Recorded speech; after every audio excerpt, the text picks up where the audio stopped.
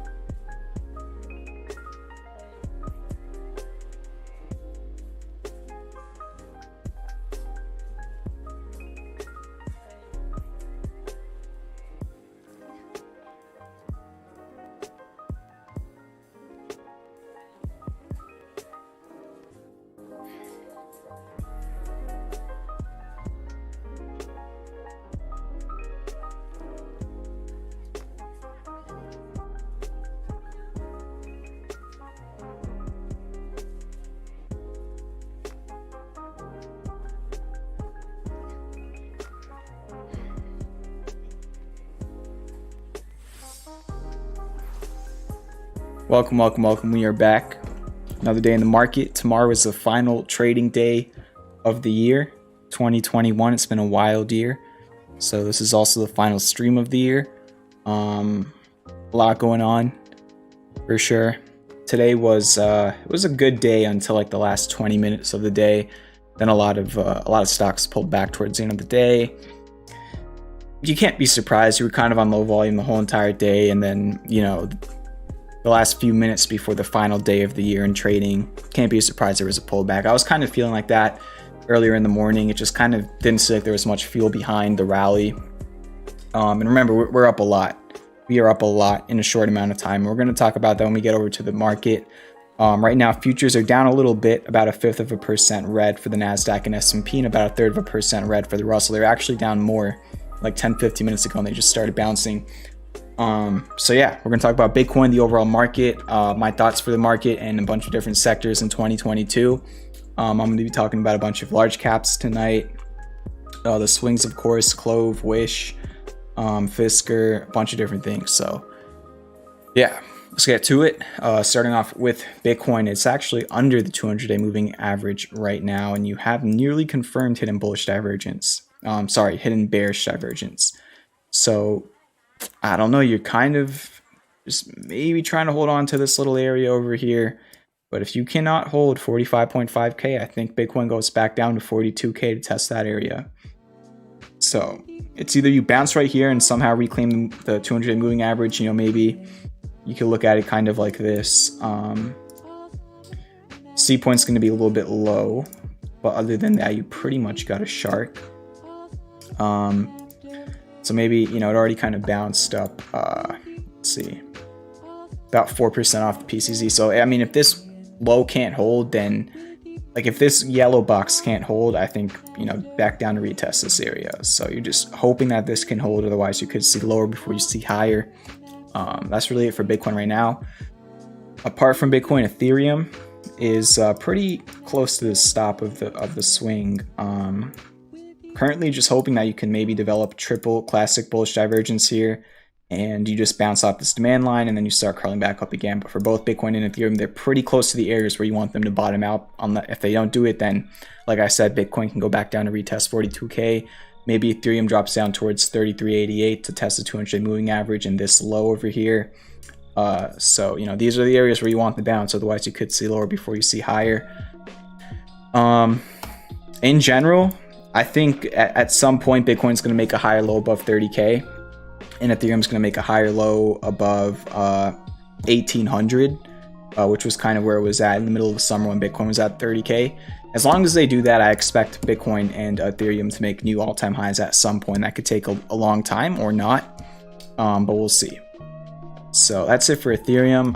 OMI, just testing the supply line of this potential bump and run, but you do have a little bit of hidden bearish divergence that's nearly confirmed, very similar looking to Bitcoin. Let me see if Ethereum also has this on the daily.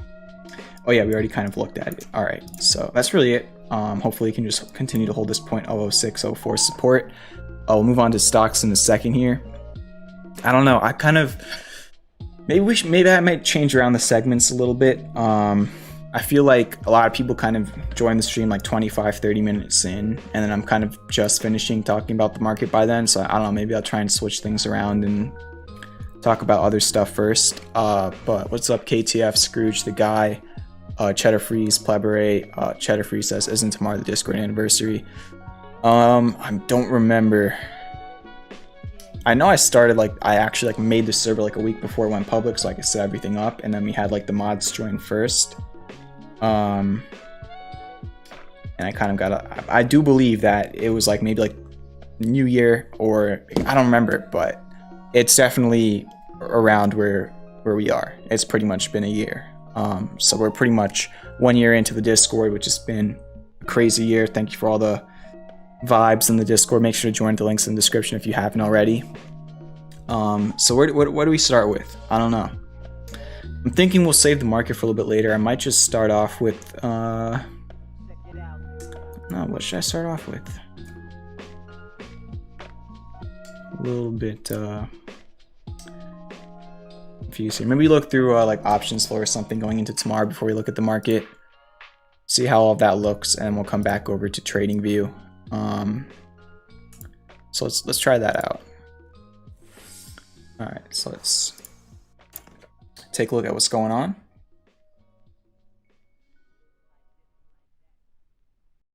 I just dropped T on myself.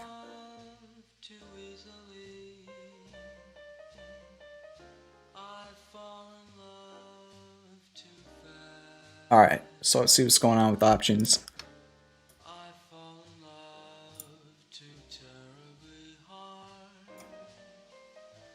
Some Tesla calls for next Friday, 1100s.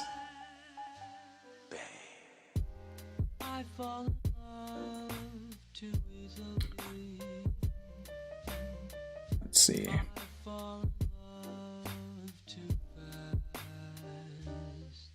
Let me take a look at just SPY. Whoa, all right, so a lot of puts came in today. This looks like around, kind of like half-half. He had one towards the end of the day, but oh my gosh, look at this. $50 million for June 17th of next year. $400 strikes. What's the SPY at right now? 476. So, okay then. How much of a percent drop is that? Let's take a look. Oh my gosh, wow. All right, so a 15% drop by next June for the SPY. That's a pretty big trade right there. Looks like this is actually the same exact trade here. So it's another almost 6 million on top of that. Let's see if there's anything for the QQQ. Puts as well, so a lot of puts kind of further out, but looks like you had some larger traders dropping into some puts today heading into next year. We can take a look at this.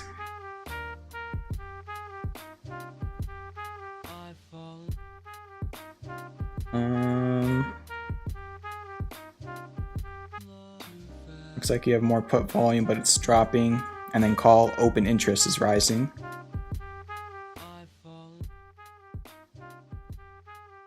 And let's look at next Friday. It's the 7th.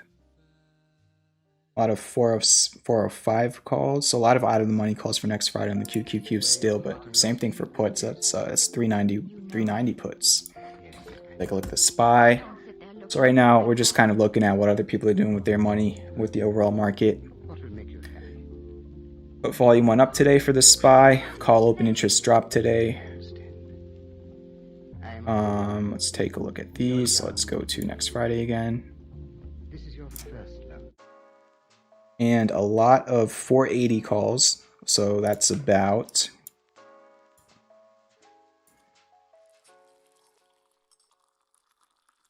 1% higher for next Friday. So a lot of calls for going up 1% next week, even in the money, 472s. Not a lot of puts. I mean, I don't know where these are from, but not a lot of puts on the SPY for next week.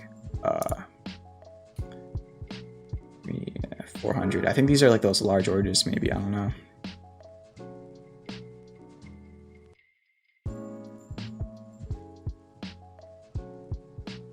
lot of June puts on the SPY came in today. Oh, there's an FOMC meeting then. I guess you're probably getting rate hikes around then too. What's up, Medi? IWM and ARK, we could take a look.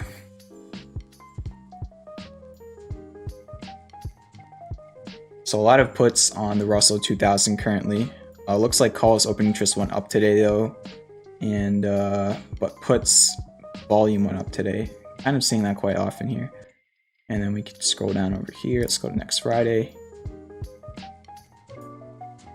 A lot of, whoa, this is next Friday's 1/7/2022. There's almost 9,000 open interest in 241s. I don't think that the Russell's getting to 241. 8-9% next week. I mean, we did have a really hot January for small caps and mid caps last year, but that's a lot. I mean, I think we just did that much. We just did about 8. No, it was in 2 weeks, so not too much on the Russell. Apart from that, and then the ARK. I actually really don't look at this, but a lot of puts. However, the volume dropped a lot between yesterday and today, and you saw it. I mean, that makes a lot of sense. You saw the ARK ETF up 3% at the close, while all the major indices were red. So that definitely does make sense. And that obviously, you know, it's in the title of the stream. A huge green day for the swings. The small cap index was down. The S&P was down. The Nasdaq was down. But a lot of the almost all of the swings were green today.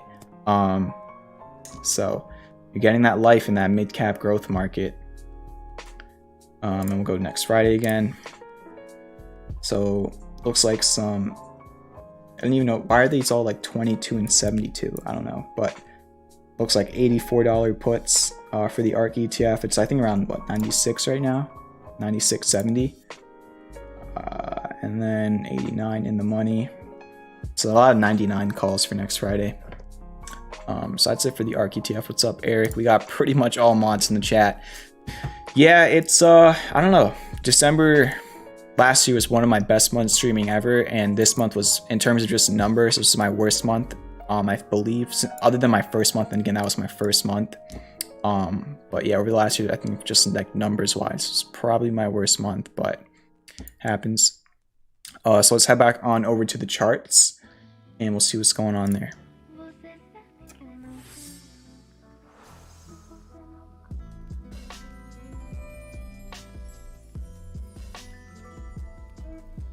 All right, so a lot going on in the overall market right now.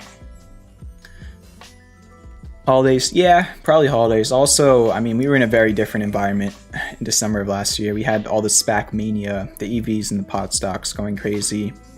Now it's just kind of like, I feel like, honestly, I feel like a lot of retail traders lost a lot of money, and a lot of, you know, ARK and IWM type of names, especially like mid-cap growth stocks.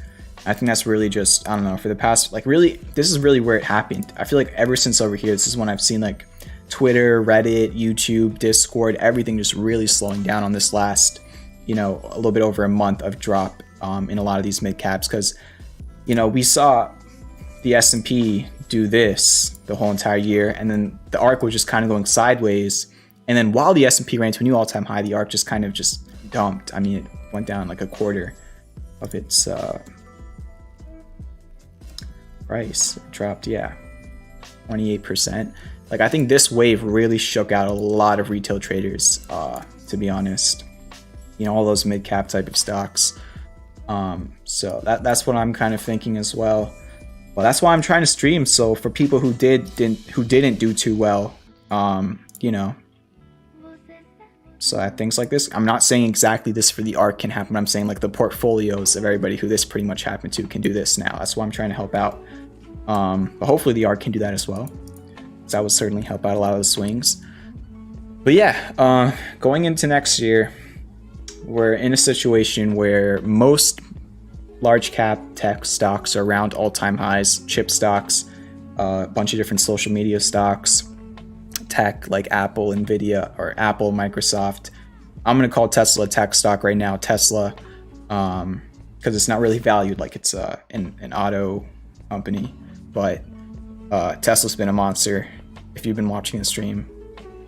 Wow. I mean, Tesla, I still think has more room, but we'll see. We're going to talk about Tesla in a little bit. But going into next year, this year we really had a year of large cap tech and energy stocks running. A lot of mid caps and a lot of mid cap growth stocks. I had an amazing 2022, especially like a Q4 2022. That was really good. A lot of those stocks topped out in February and have been selling off since February, and they're pretty much still making new all-time lows, or at least 52-week lows. So going to next year, I think a lot of those stocks that topped out in February, which I'm going to say the February top was like a speculation bubble pop. A lot of stocks with not that much of previous earnings or revenues, and just a lot of those SPACs and EVs and even pot stocks. A lot of those types of stocks, they just kind of topped out for the year, and they've just been selling off since. I think a lot of those stocks, definitely there was a good amount of them that I think are probably never going to go back up again, or at least they'll just start going sideways for a while. But I do think at least like half of those names will start rebounding towards the beginning of next year.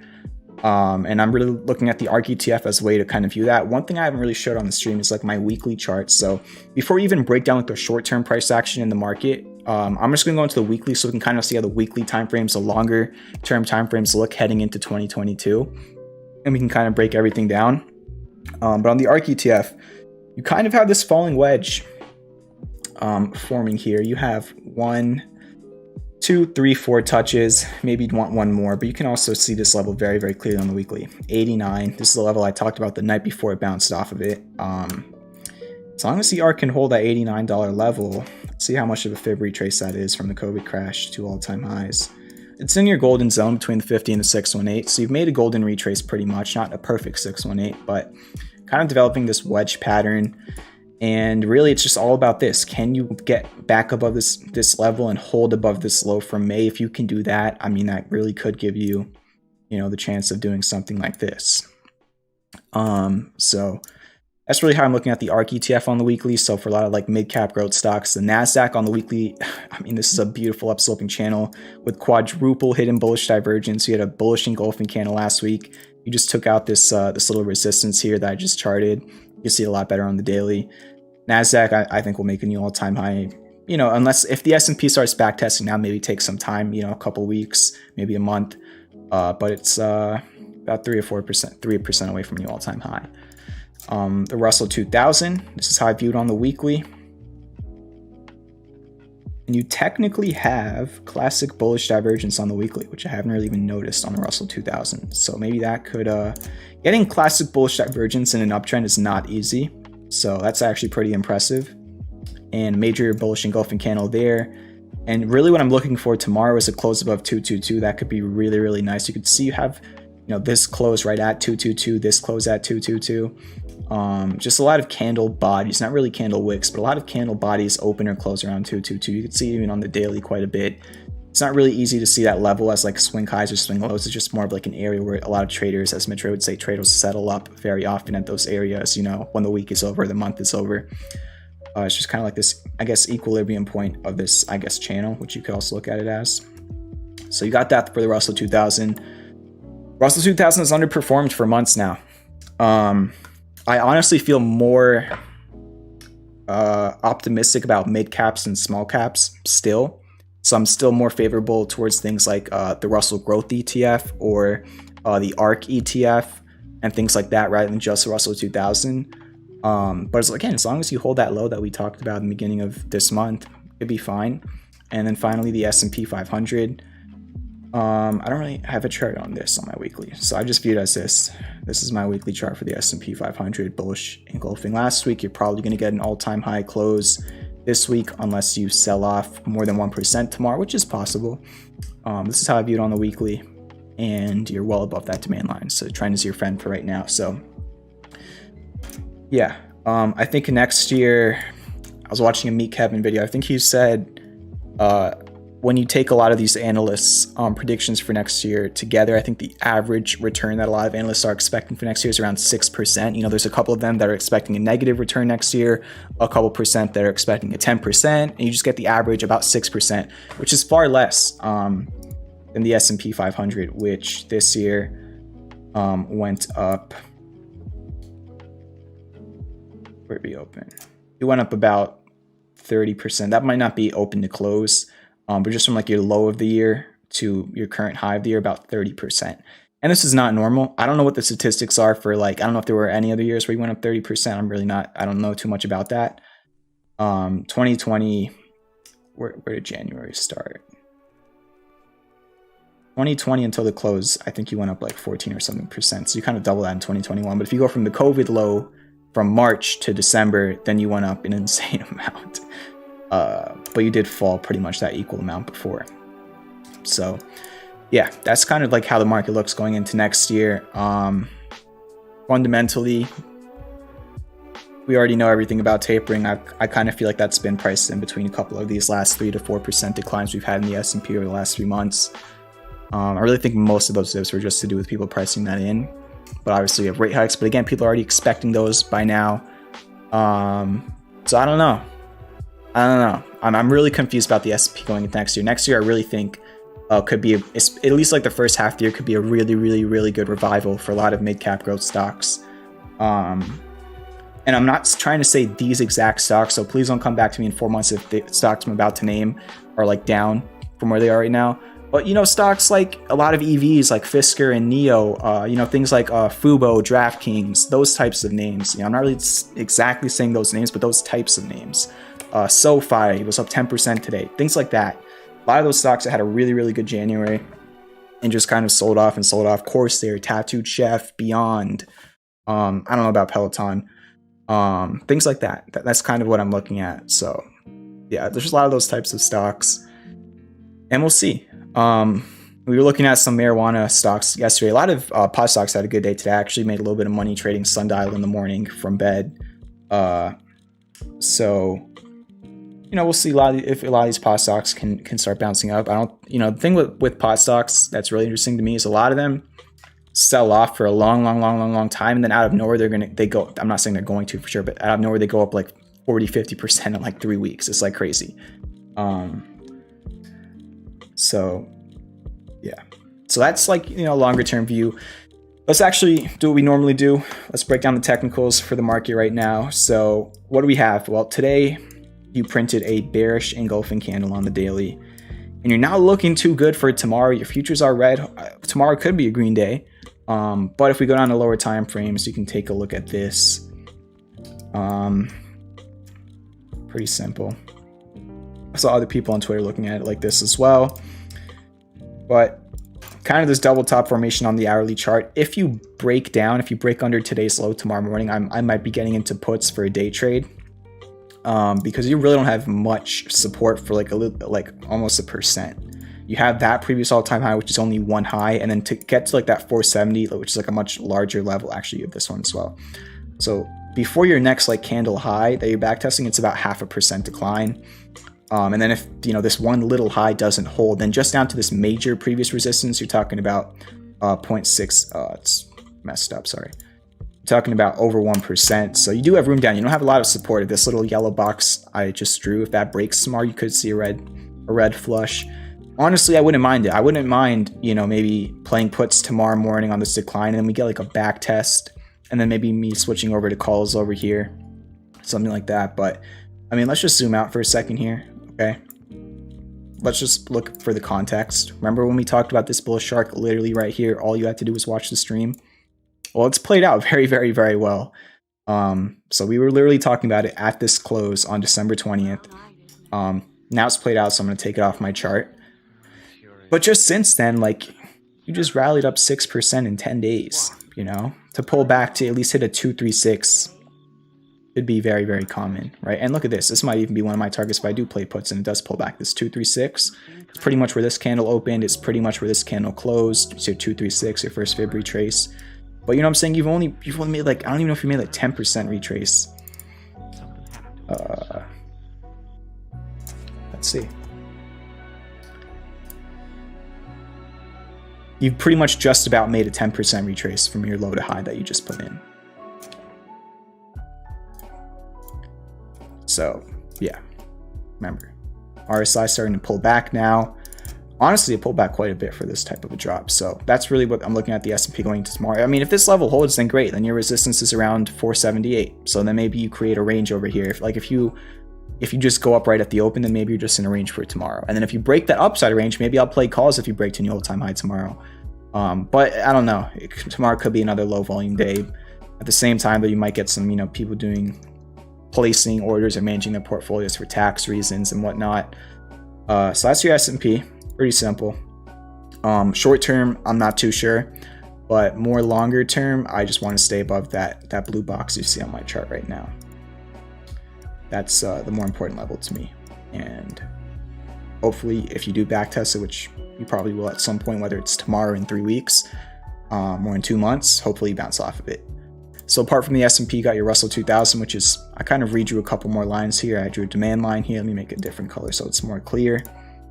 Let's make that green. Let's make this green. So I don't know. That's just kind of how I'm looking at it right now. You got 5 touches, 1, 2, 3 on your supply line, 2 on your demand line. So if you could break the supply line, you're probably going to head up towards 228 to 230 to fill that gap and test this resistance. Then you got 233. So you're in an area of resistance. You're testing resistance right now on the Russell 2000. If you can break it, it gives you maybe another 1 to 2% higher before you test a new resistance. If you can't break it, there I think is, if you really zoom in, there's you just about filled that gap, to be honest. But 220 could maybe be used as a support, maybe like 219.9. You could see there's quite a few lows and highs if you really look into a lot of these candles at this level, like this low over here, this low, these highs, this high. So maybe 219 could also be used as support. So I'll just keep that on my chart for right now. So that's your Russell 2000. Let's move over to the NASDAQ. Actually, we didn't look at the Russell on low time frames. Just a lot of resistance here. A lot of resistance. Were you exactly where you would expect it to be, right? We were talking about how bullish it looked in these areas, and now you're finding resistance where you should be finding resistance. So it does make technical sense, to be honest. I mean, look at this price action, just barcoding over here for most of the day and then just flushing almost pretty much, 1% at the end of the day. So yeah, maybe a little bit of short-term resistance tomorrow morning at 222.34 as well. You have like 4 or 5 candles that based out over there. I'll keep this on my hourly chart. All right, so that's your Russell 2000 support and resistance for tomorrow. There you go. Those are your levels, and of course you probably want to draw a trend line like this, which I certainly will. So those are all your levels for Russell 2000 for all you small cap traders. The NASDAQ back tested this neckline of this breakout yesterday, had a 1% bounce off of it, and then it pulled back 0.8%. This general area could be held as support tomorrow for the NASDAQ, even if that breaks, and you got 15,632, which are from these candle highs and kind of these lows. So those are your short-term levels on the NASDAQ. Maybe you even get hidden bullish divergence at some point. So really how I'm looking at things is like short term, like, tomorrow morning, maybe even the first day of next year, you might get a little bit of a pullback for just a little bit. Because again, you just did this and now you just put in 2 highs and this second high was lower high. So, you might start doing this, but really all I'm looking for is when we do start pulling back, which I don't know, maybe you go up right away and then you pull back, but I'm just looking to see a higher low than this low. Whether that means we sell off all the way here and then we bounce up again, I'm just looking for a higher low than the lows we put in on December 20th. And that's really it. So that's your NASDAQ. ARK ETF was up 3% today. I'm viewing it now as like this little symmetrical triangle. A lot of stocks have a very similar formation where basically they double bottomed, like you can see over here. They broke supply lines, they did their dragon stuff, but now they're just kind of going sideways. Instead of having fall through price action to the upside, a lot of these ARK type stocks, they literally look just like this, okay? You had your initial dragon pattern that we were talking about. You broke your supply line, you went up for like 2 or 3 days, then you started pulling back, and now you're just kind of creating these triangles on a lot of different stocks. We're gonna look at a lot of charts tonight, most likely that look just like this. Okay, so remember that. So that's really what you got. Hopefully this can break to the upside. 103 is your next major resistance if you can reclaim this low from May, and then 89 is your support, which we already talked about on the weekly. So that's really your market. The QQQ had a nice move this morning, earlier in the day, right here. If you're a premium member, I mean, I was spamming premium members yesterday about the QQQ in these areas. I was literally spamming premium members about how bullish it looked to me, the back test of this resistance. If I would have went live last night, I would have talked about this exactly. And then boom, he made a nice move in the morning. I was hoping for a little bit more. You came up to 403.5. I was hoping for 404, but you got 50 cents away from it. So you got a nice move on the QQQ today. I mean, if you don't gap down tomorrow, maybe you bounce right off this level because you're still kind of back testing it. But for the NASDAQ and the QQQ tomorrow morning, you're literally sitting at your support. Any gap down tomorrow on the QQQ and NASDAQ, and you're breaking supports in the open. So yeah, tomorrow morning, if you gap down, I don't like the gap down tomorrow morning. I'd be surprised if we were to gap down tomorrow morning and then just shot right up for the rest of the day. Gap down tomorrow actually kind of scares me a little bit, because then you're breaking under your supports that you just kind of broke out of and flipped into supports that used to be resistances. So that's my view long term. I just want to see the SPY hold above 470. Just remember that. All right, that's my view on the market right now. Hit the like button, hit the subscribe button. Let's start off with the ongoing swings, and I'll talk about some individual names. So we're going to start off with Mara. This one already hit the first target. Let's go back over to the daily. Already hit the first target. Then it pulled all the way back down to the entry with Bitcoin dropping. This might just depend on Bitcoin. You still have hidden bullish divergence on the daily. I don't really see anything that's technically bearish. I don't really like that upper wick today. Nothing really has changed. It just did the same thing as yesterday. And now we have two new swings. One of them is Unity. You have this bullish bat here. Your beta D wave is a little bit deep, but you bounce around 886. And now you actually reclaim this 142 level, which was support over here, resistance over here, and support over here. You reclaim that. You had a bullish pin bar yesterday, followed through price action today, hidden bullish divergence. So that's one of the new swings. Another one is SPLK. You have a bullish shark on the daily, a little bit of classic bullish divergence on the RSI, and on the 4 hour, also classic bullish divergence on the RSI, and a potential inverse head and shoulders just kind of testing the neckline currently. So those are the two new swings.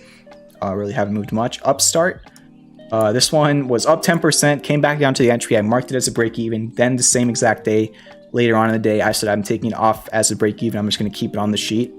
And good thing I did that, because at one point today it was back up to 12% since the entry. It closed up about 7%. But I just noticed that it kind of closed right above the supply line with the bullish pin bar, and it perfectly bounced off the support. So yeah, good move today. Hopefully this can get above 162.6. It's been finding a ton of resistance there. Fisker up 3% today. This got stop hunted yesterday. Today it never went to 1547. Actually, low of the day was 1550. Close to a bullish engulfing, but not quite. But you did close back above the 200-day moving average. So hopefully these are your lows for Fisker. Otherwise, the swing will get stopped out. Still have the potential for hidden bullish divergence. I just want to see a bounce here. And honestly, you could actually make a very clean wedge right now. Look at, oh my gosh. I might enter Fisker calls for next week or the week after. Wow. Look at this. 1, 2, kind of 3, 4, 5, 6 touches. 4 hour bullish engulfing candle and classic bullish divergence. Oh my gosh. We're talking, all right. We have an ongoing Fisker swing with 4 hour classic bullish divergence, daily hidden bullish divergence developing, a bullish engulfing candle on the 4 hour at the apex of a wedge. That's all I'm going to say. We'll see if I come back to this clip in a little bit. All right. But if this can reclaim 1665, it can make a move to retest 1740. But wow. I don't know for sure this is the low, but just like I talked about on the Russell 2000, this is your low risk, potential high reward opportunity. Okay. This is it. Look at this chart. This is it. All right. Even more than that, take a look at this.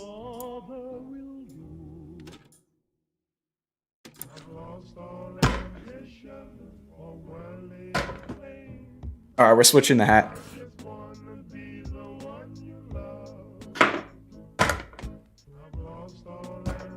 There's 13 people in the stream for this. You 13 people in the stream right now, you're the lucky ones, all right? You're the lucky ones. All right, let's move on to open. Bullish engulfing candle today. Nice back test yesterday and a hammer candle as well. I also have to kind of talk about yesterday's price action because I wasn't live. But hammer candle pretty much, a little bit of a large body. Bullish engulfing today. Good. But like, remember how I was talking about on the ARC, I said a lot of stocks are going to be showing these formations. I'm not going to chart it on every single one, but a lot of stocks are doing this. And, you know, you could look at these as bearish flags, bearish pennants, because they're after a large rundown. They're not like huge triangles. They're kind of small. But we'll see which way they break out, because the context is your RSIs are around 30 to 35. You have the hidden bullish divergence, the historical ice lines, the PCZs. So, you know, those edges can give you the moves up, and you can actually use these triangles if you start charting them, because it's on like a lot of swings right now. You can use these triangles to see if you can get volume breakouts, which could actually really raise things much quicker. So Opens up a little bit since the entry. Oh, by the way, pretty much all the swings are green today. So here, let me just move this over. 1 second. You're not gonna be able to see the percent, but like from Mara all the way down to Wix, they were all green, and then SU and VLO were down like 0.5%. SU was down 0.08%, VLO was down 0.5%. So yeah. So this is open. Bullish engulfing. Like, pay attention to times like these. I just told you all how I think a lot of these types of stocks are going to start bouncing in the beginning of next year, and we're looking at all these stocks. Like, it's just crazy to me. Like, it really is. For like the last year, you've all heard me talk about how I just wish for times where you have classic bullish divergence at the PCCs of harmonics, at historical supports, breaking out of wedges and double bottoming. And these are the days where we're actually getting it, where it makes a lot of sense, even fundamentally, for a lot of these companies that I think are well undervalued now. I think they were overvalued in February, and now they're well undervalued. And these are the times where, based on the system I've learned from people like Mitch Ray, these are the times where it's just like, this is a time where 99, these are times where like 85 to 90% of people ignore everything because I think there's just no volume. Things are dead. It's going to take 10 months, a year for things to start picking back up again. These are the times where you have not a certainty that stock prices will go up for these types of stocks, but a low risk potential high reward opportunity, right? And I've been saying that for the past 3 weeks, and I'll keep saying it, but sheesh. I just wish more people were listening, because what's eventually could happen if these low risk potential high reward opportunities play out is people are going to start getting in at these areas, and they're going to make small profits. They're not going to want to take them, and then you're going to pull back again. It's the cycles. It's like your harmonics. It's your cycles. All this stuff is psychology. And you just got to be able to realize it and not let the market play you. You got to play the market, all right? But Palantir, classic bullish divergence, classic bullish engulfing candle today. Kind of looking like a double bottom too on the daily over here. One bottom here, second bottom here. Nice bounce yesterday off of 1795, which was your low from this candle. Looking good. Hopefully you can just keep holding these levels. Good job, Palantir. BYND, nice break above a supply line on the daily. I'm really looking at a much larger pattern here, so really I don't care too much about the day-to-day technicals unless it's like a larger move, but you might be able to get a bullish pin bar or bullish hammer candle on the weekly this week, which would certainly be nice. Not much has changed from a technical standpoint, but nice day today. Up 6, almost 7% today on BYND. GameStop is up 4% since the entry. Let's go over to the 4-hour. Look at this. It's making a higher low after hitting that 1414 fib extension. Now this is the resistance we keep talking about. I'll put a little bit of a box here. We'll make it, I think it's already yellow, but you got this little resistance around 160-ish. If that can break, honestly, I think that could send it to the first target pretty quickly. It's just got to break that resistance I just drew. Wix was up 3.5% today, kind of looking like a potential inverse head and shoulders. Like, these things are not common. Triple classic bullish divergence at the PCC of a cipher in a falling wedge at an inflection zone. Previous resistance flipped into a support, and then off of that, you're developing an inverse head and shoulders with the bullish engulfing candle on the daily. Okay, like these things are just not normal, and they're just not normal. You see this maybe like 1 month out of 12 months in a year. Like, setups like these, they just don't come around often. They just don't. Like, I pray for setups like these, and now we have 30, 40, 50, 60 charts I could find that look very similar to this. And probably 20 of them are not going to play out. But the 40 that do could be amazing. So, that's Wix. Let me just draw this inverse head and shoulders really quickly.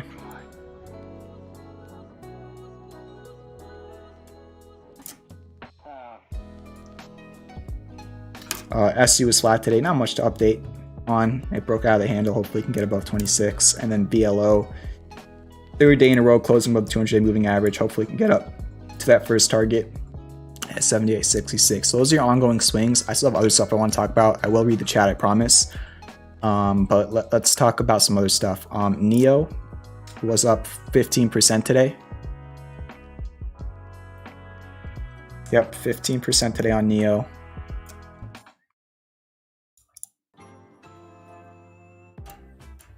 I feel so bad for the people missing the streams. Like,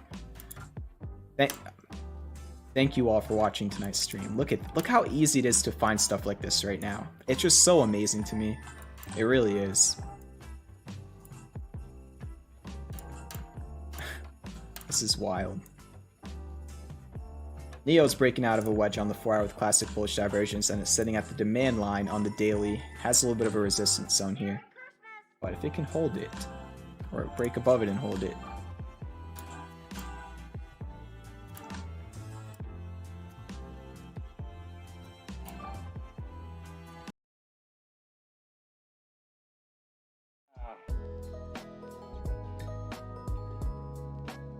I'm muted. Okay, so Neo was up 15% today. That was the clip from like last week, I think. Maybe the beginning of this week, I don't remember.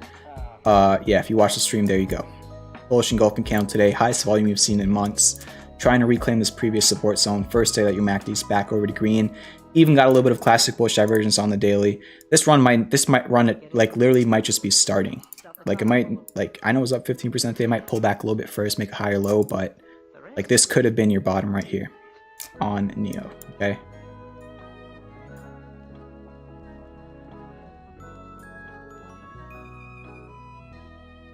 I don't know. All right. Also filled a gap. That's kind of where it topped out today. Filled a gap from December 13th. So that's one thing I want to talk about tonight. That's Neo. What else? SOFI up 10% today. This is a premium swing. It's in profit currently. I'm saying that because I already said it in the Discord earlier today. But yeah, SOFI, just another one at an inflection zone. PCZ areas roughly. Hidden bullish divergence. Huge spike today. Nice. I don't know if there was any news. Not really seeing much. But yeah, SOFI, not much resistance till 1756. What else should we talk about? Wish. This is another one. Take a look at this 4-hour chart. Wish was up 7% today. This tweet was from Tuesday, where I just looked at this wedge.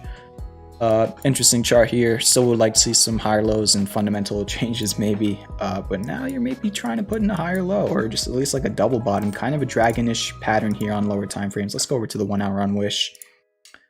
Let's take this off the 1 hour. But yeah, Wish, I mean, it's still in a very rough downtrend. You could end up just making a lower high, but interesting. Maybe look at something like this on the 1 hour chart. See what happens. Nice 7% day for Wish. CLOV retested 4 and then pulled. Whoa, what happened? That must have been like the final like 5 minutes of the day. Yikes. Yeah, big drop towards the end of the day. I didn't even see this part. Yeah, look at this on the 5-minute CLOV. It ended up breaking this supply line pretty much around the open. Actually, no, I think it sold off all the way down to a new all-time low, opened pretty much around a new all-time low, shot up from that 368 level all the way to here, broke this little supply line, back tested it right over here, and then it went up to test 4, and then it pulled back.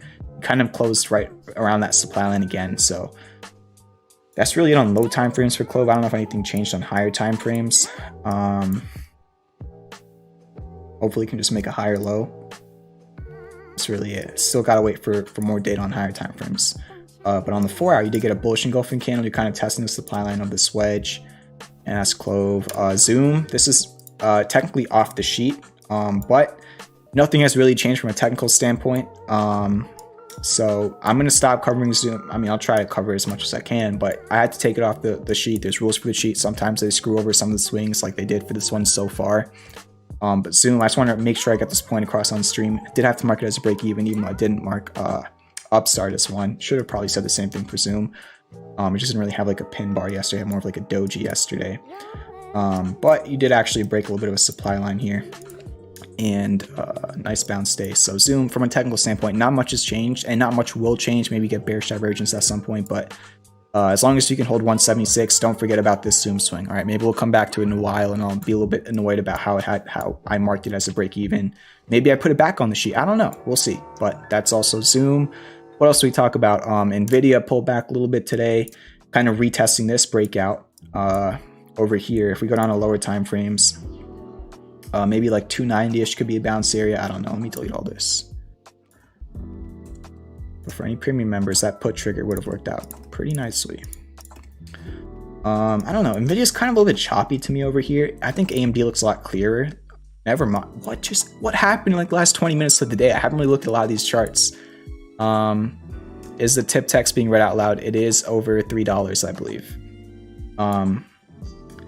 Yeah, I was watching AMD and it was like right here, and I was like, oh, that looks really interesting. And then it just broke it at the end of the day. So the end of the day itself kind of ruined a few different technical setups. Maybe not. Maybe it was a fake out. We'll see. But eventually, as long as you can make a higher low than 134, you can have triple hidden bullish divergence, even hidden bullish divergence on your RSI for NVIDIA. Hopefully it can reclaim 146. That's kind of the big equilibrium point. That's that. Tesla. Nice little quick premium. I'm still hoping for more on Tesla, but I did share some options for premium members, and they did go up, I think, a good amount. They went up 40% yesterday, and I shared them yesterday, and then they kind of went back down today. But 1063 is a huge level I see on Tesla. Your lows over here, your high over here, consolidation here, low here, kind of your low today, a little bit off, but that's the important level, and hopefully this hidden bullish divergence eventually confirms on the 1 hour and it can break up and not down. So that's really it for Tesla. But again, you know, pretty technical. It hit a supply, now it's rejecting it for a little bit. Hopefully it just makes a higher low, puts in a partial decline, and breaks out eventually. FUBO broke out of a wedge on the 4 hour today. I'm just running through my watches right now, seeing what I could talk about. FUBO didn't break out, sorry. It's towards the apex of a wedge. And it had a bullish engulfing candle on the daily. Potential double bottom stuff going on over here, even dragonish type of stuff if it can break the supply line. All these charts, start throwing them on your watch list, start charting what I'm charting, and see how the stocks react to the levels that you want them to react to or not. All right, that's FUBO. A couple of these large caps are kind of testing these interesting areas. We take a look at Facebook on the 1 hour. Has this like supply line here rejected.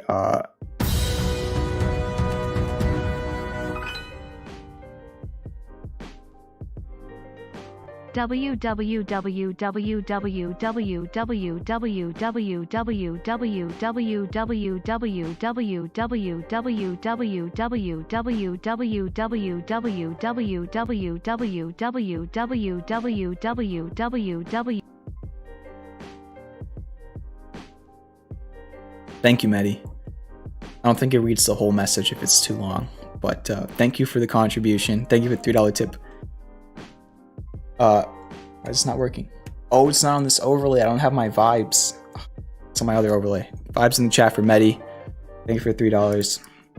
Google's in this 1 hour symmetrical triangle. Amazon is in this 1 hour falling wedge. Microsoft, 1 hour potential cup and handle. Even still, maybe instead of like a rounding handle, you could draw like a little bit of a flag there. Apple, same type of thing. Maybe instead of the rounding handle that I drew, you could draw a flag here. So yeah, that's pretty much everything on my watch list.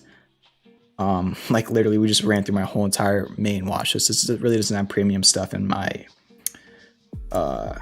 this is premium, and then this is like my scanning watch list, and my exclusive private TA is fake watch list, which if there's any haters that come into the stream, I can pull that out. But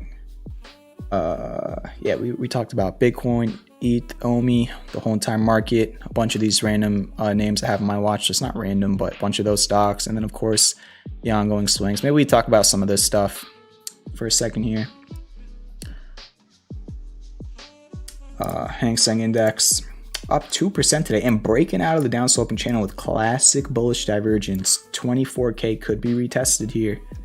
I don't know much about what's going on fundamentally in China though, so probably do your own research. Gold moving higher and higher. I mean, did we not talk about how bullish gold looked over here? Someone called Peter Schiff. The dollar might be breaking down from this ascend triangle, which I'm a fan of. Okay, let's head back down to 94.57 and retest that. That could make sense. Don't mind those risk reward boxes. This is ARC Economic Revolution. I'm just looking through everything here. Russell growth, Dow Jones, bearish engulfing candle today, and look at these in a second. Lumo. Mehdi smells. Mehdi smells. Mehdi smells. Mehdi smells. Mehdi smells. Mehdi smells. Vibes in okay, I'll stop. Vibes in the chat for Lumo with the 301 tip. Thank you very much. US 10-year broke, actually, nice candle above the 200-day moving average. Not much resistance till 1.64. The VIX bounced up a little bit today, kind of a doji candle. Hidden bullish divergence is possible here for the VIX. I've seen a lot of technical stuff really just not work on the VIX. On higher time frames, lower time frames, I'm actually surprised. They work actually really well on lower time frames, but like higher time frame stuff, I've just seen a lot of weird things happen. But yeah, we'll see. That's pretty much it. So that's my whole entire watch list.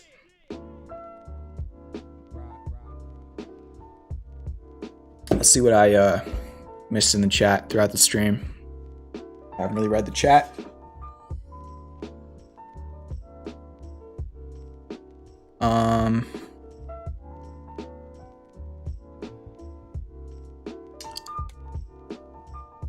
Retail traders percentages way down since Cheddar Freeze. KTF says, I'm the last one standing in my group of friends still actively trading. Medi says, yo, most of my friends fell off on stocks. So that's what I'm saying. A lot of retail traders, I think, gave up. I think what really happened was with how Bitcoin and ETH ran in Q1 and Q2 of this year, and with how a lot of meme stocks ran in January and February, it was just like the perfect storm to bring in a lot of uneducated retail traders. I think a lot of them made an insane amount of money between probably February and May. Even you had Dogecoin in the mix of all of that. I think a lot of them made an insane amount of money, up until May. And then I think, maybe June until now, just a lot of people have just been losing money because they got pretty much free money back then. And then now when you're not having these meme stocks going up, where literally all you have to do is log on to Reddit and see what everybody else is talking about, and then think the thing goes up 300%. When that doesn't happen every day and you don't have the skills to trade, I think a lot of people started losing money, and I think a lot of them kind of quit, and then probably will come back in, maybe 2 or 3 months if a lot of these low risk potential high reward opportunities play out. They'll maybe buy the top. These are all the things that the composite operator plans out ahead of time. If you're a new stream viewer, the composite operator is an imaginary figure controlling the markets and manipulating it to the retail trader's disadvantage so that he can accumulate shares for very cheap and sell them while people are FOMOing in.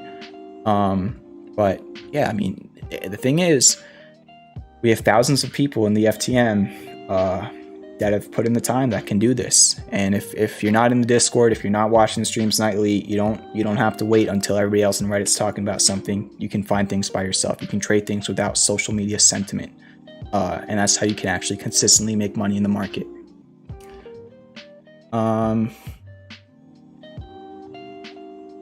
What's up, Scotty? I don't know if you're still here. That chat was a while ago. SPLK finally coming down for the double bottom. PRZ, that was an analyst trade back in June. Nice. Today 32. Yeah, he's always talking about Fisker. One of the first people in Discord, I believe. What's up, Neutron? Hope you're feeling better. Beyond, yeah, Beyond. I like Beyond fundamentally. I don't have it in my retirement account anymore, though.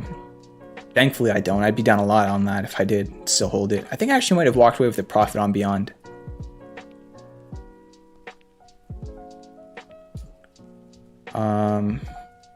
When was I getting hyped? I think I was talking about like Neo or something when I got hyped up.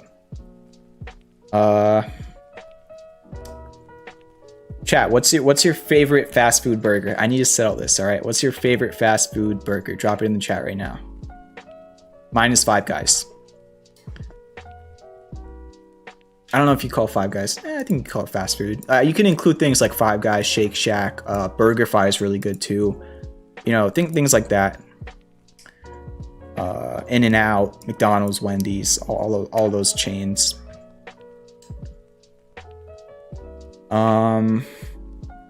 Barasan says, sold my Neo calls at the gap fill. Thanks for the help earlier in the Discord.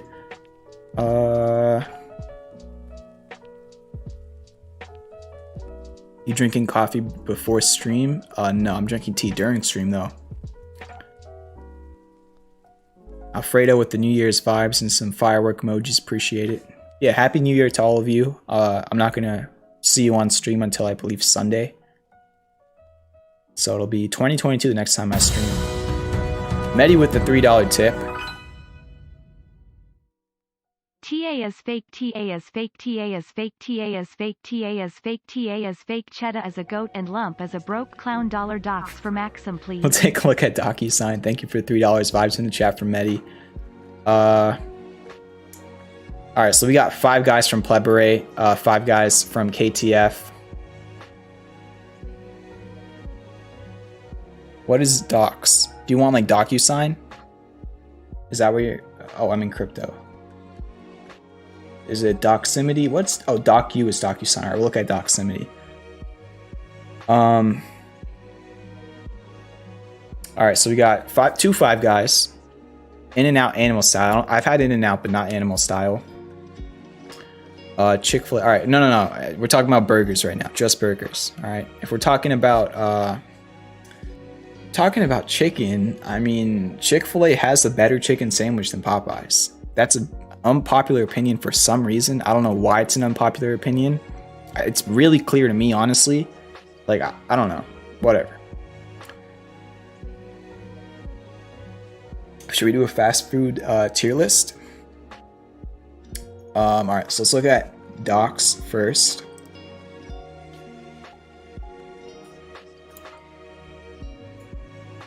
Falling wedge near the apex. Support's around 47. Really, this whole entire, all these lows could be support. And I'll chart your resistances. All right, so those are all of your levels. Classic bullish divergence, pretty much. It's definitely on your RSI. You got an edge. You got a wedge. You've got support. You've got classic bullish divergence. The edge is certainly there. Maybe a shark as well. Like the whole entire chart might just be a shark. Pretty much the whole entire chart is a shark. There's not a lot of data on it, but you have a bullish harmonic, a bullish wedge, and classic bullish divergence out of support. I don't really see any bearish variables. However, I don't know anything about the company. And you are still technically, you've been in a downtrend since September. But if this thing can start making higher lows, break out of the wedge, maybe back test it, yeah, there is an edge right there. It's not a certainty, but there is an edge that's bullish currently. Maxime says, I've lost quite a bit this year, but the lessons I learned from you guys are invaluable. Maxime, I really hope you make it back. Honestly, I know you're going to make it back because I know you work hard. For anybody else, that's not had a good year. Look, to be fair, a lot of mid caps topped out in February and are making new all-time lows. And I feel like a lot of retail traders gravitate towards mid caps. Small caps are a little bit too volatile. Large caps, if you don't have fractional shares and whatnot, could be hard for some people. Also, the moves are just kind of slow, and I'm sure a lot of retail traders don't really want 2 to 3% gains in a month on a lot of these large caps. So like mid caps are where a lot of retail traders gravitate towards. And unfortunately, you can look at the ARK ETF. It's pretty much the only index that from February until now is at a lower price. I mean, I guess the Russell as well, but the Russell is much closer to where it was then. So yeah, I mean, don't be too harsh on yourself. I feel like this year was a lot of good lessons for a lot of people, from both greed and fear standpoints. You're gonna make it back, all of you. If you haven't been doing well this year, like all right, this is not financial advice, but in my opinion, the only way you lose is if you quit.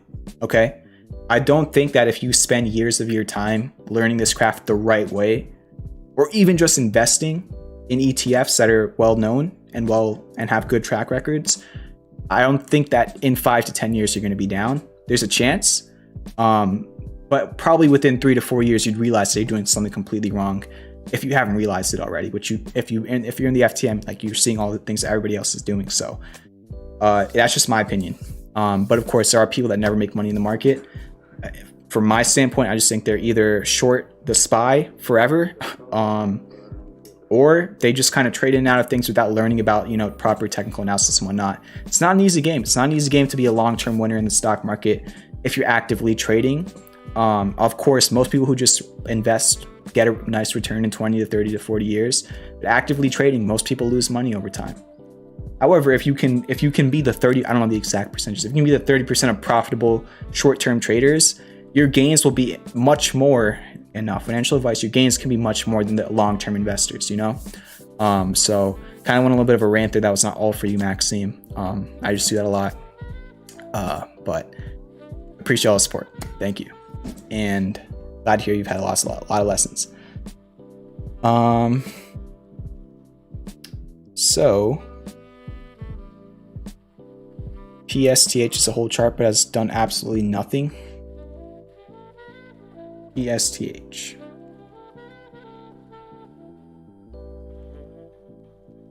I'm not even going to chart that. Watch it go up like 300% and then somebody clips this, but whatever. My brother and I talked about SOFI beyond FUBO at legit the bottom, says Medi. Bought DraftKings when you was getting stopped out. Stop this. Tattooed Chef bottom. Don't talk about DraftKings. All right. DraftKings was like a top 3 worst trade of the month for me personally. I had a decent amount of calls on DraftKings. Hey champ, there are some YouTubers using TA to show possible big moves in AMC. Have you seen any of these? They're using bar patterns to forecast moves. I haven't really used that. What's your take on AMC? We can take a look at AMC. See what I think about it. 30 is a big level you want to get above. It's really that simple in my opinion. You had a really nice bullish Gartley, somewhat bullish Gartley PCZ bounce that we talked about the night before it hit that PCZ, which was also a back test of a previous high from the squeeze in January. Now you're kind of in this trading range for the past week between 27 and 30. I'd like to see it close above 30 and hold it. You still have your 200-day moving average after that too at 33. So AMC,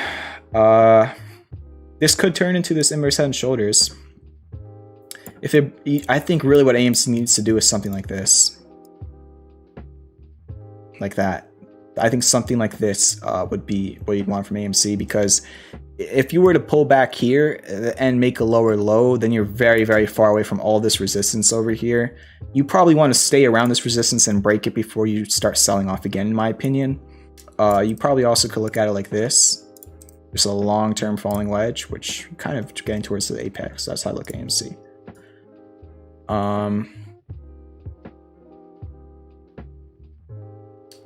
Medi told me to buy SPY put leaps after the COVID crash, says the guy. KERN and BBIG. These will be the final 2 takers we look at tonight. KERN is just in a long-term down sloping channel. Delete all this. It's pretty much at all-time lows. I think a new all-time low was hit this week. I would just like to see it break out of the channel and start to make higher lows and higher highs. I think it'll happen at some point. I have no clue when though, and maybe it doesn't, but hopefully it does. BBIG, long-term falling wedge here. Got some support towards the lower $2 area, or you could maybe double bottom here around 240-ish. Got a gap fill at 378. Those are your levels. This is the wedge. Hopefully you can break out and make higher highs and higher lows. It's BBIG. All right, so I think that's gonna be it for the stream. We'll do a faster tier list another night when there's more people in here, so we can have, you know, more people debating everything. But yeah, this is it for 2021. All right. Like seriously though, the 12 people watching the stream right now, you stuck with me, and I'm sure a lot of, like, I'm not saying everybody else is not sticking with me. I'm just saying, all right, to the last day of the year, I feel like the 12 people in the stream right now are like the people that have watched every single stream this year, most of them. Thank you for being dedicated to learning and investing in yourself. So yeah, to you 12 people watching me through some sort of a screen right now, thank you. Next year I think it's going to be amazing. Hopefully it is. I will have a video up soon. There's a lot of things I need to figure out. There really is. For next year. This weekend I'm going to have statistics up for how the premium options did. I mean, I already know the rough numbers, which is I still have to do a few more stuff. I'm probably going to have a video up towards the end of the weekend. With just kind of recapping how this year went and giving some goals for next year. But the overall swings profit, I still have to calculate tomorrow's, but the overall swings profit was about 1,800% if you add up all the targets that hit and you subtract all the stop losses that hit. 1,800% from week 5 on the sheet till this week on the sheet. Just saying. And then options profit, which is the max potential profits minus the max potential losses on premium options in the last 2 or 3 months, is like over 8,000%.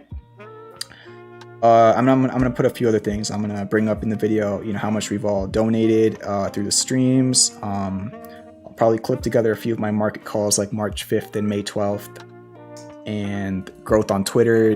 This channel. I mean, I think we had a crazy. Probably, I don't know. You'll see a video. I'm gonna make a nice, cool video. Hopefully, or maybe I'll just make a tweet. I don't know. We'll figure it out. But this is it for 2021. Next time I'll see you all is gonna be in 2022. Let's all crush it next year. Work hard, and we're all going to be rewarded. All right. So have a great night. If you choose to trade tomorrow, good luck. Might see some low volume shenanigans at some point tomorrow. Yeah. Thank you for watching the stream. Peace out. Join the Discord. Links in the description if you're not already in it. Hit the subscribe button, hit the like button, and that's literally it. Peace out. Happy New Year.